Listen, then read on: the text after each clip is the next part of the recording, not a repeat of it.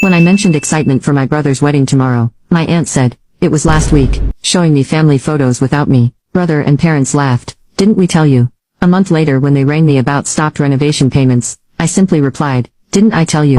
Update 1 I never meant to invite you. We don't want you here." That's what my only brother said. My only brother's wedding. The once-in-a-lifetime family event, and I learned I was excluded. My name is Samantha. For some reason, I was often the only one left out of family gatherings. I always gave them the benefit of the doubt. They probably just forgot. I tell myself, it's nothing personal. I held on to that thought for far too long. Maybe part of me believed that if I just stayed useful and kind, they'd eventually notice me again. Last year, they skipped my birthday dinner entirely. All I got was a short text from my mother. "Happy birthday, Samantha." No emoji, no warmth, only Aunt Hillary was on my side. She'd call sometimes, and ask the one thing no one else did. "Don't you feel lonely?" She was the only one who seemed proud when I left home and built my own career. The rest of the family dismissed my job in digital marketing as just messing with computers. They had no idea I have been financially successful. I never bragged, and they never asked. So when an invitation to Thomas's wedding arrived last month, I couldn't believe it. Printed on thick cardstock in gold lettering, it read, "You are cordially invited to the wedding of Thomas Anderson and Lucy Gale." The date was May 15th,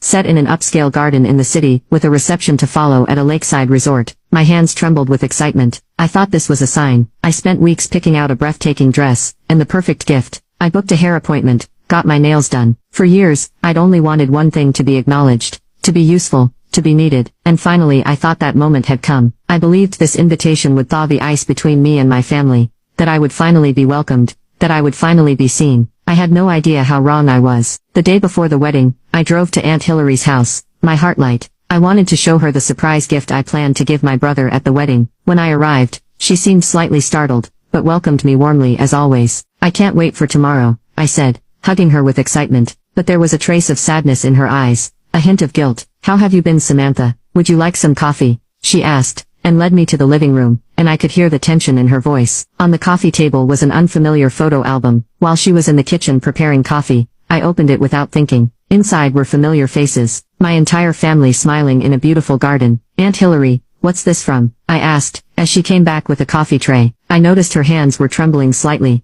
"Oh, Thomas's wedding last weekend," she faltered. "Samantha, I wanted to tell you. I tried to call, but I couldn't find the courage." My heart stopped. "The wedding." She sat beside me and took my hand. "You thought it was tomorrow, didn't you?" I couldn't believe what they did either, giving you the wrong date on purpose. I protested. "I told Thomas and your parents this was cruel." My voice trembled, but I got the invitation. "I've been preparing." Anger flared in Hillary's eyes. "They excluded you intentionally." I almost didn't go because of it, but in the end, I went, and thinking of you, I feel so deeply sorry. I picked up the album again, and flipped through the pages. Everyone was there. A gorgeous garden ceremony, fairy lights, champagne glasses, everyone dressed to the nines. Even distant relatives I hadn't seen in years were there. There were vows, speeches, dancing, and group photos. This wasn't some small private event. This was a real wedding, my only brother's wedding, a once-in-a-lifetime family event. My face burned, and my mouth went dry like desert sand. "I need to confirm this," I said, standing up. Hillary held my hand tightly. "Samantha, wait, before you confront them, just know you're strong. You always have been.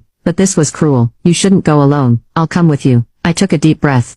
"Thank you, Aunt Hillary, but this is something I have to do myself." She nodded. "All right, but whatever happens, I'm always on your side. I always have been. I always will be." Empowered by her words, I got in my car, and drove toward my parents' cottage. My mind was spinning, and my heart was in chaos. Without Aunt Hillary's steady support, I don't think I could have been this strong. She was the only one who ever acknowledged how isolated I'd been in the family, the only one who sometimes raised her voice against it. Now you can watch the second part by pressing share and more.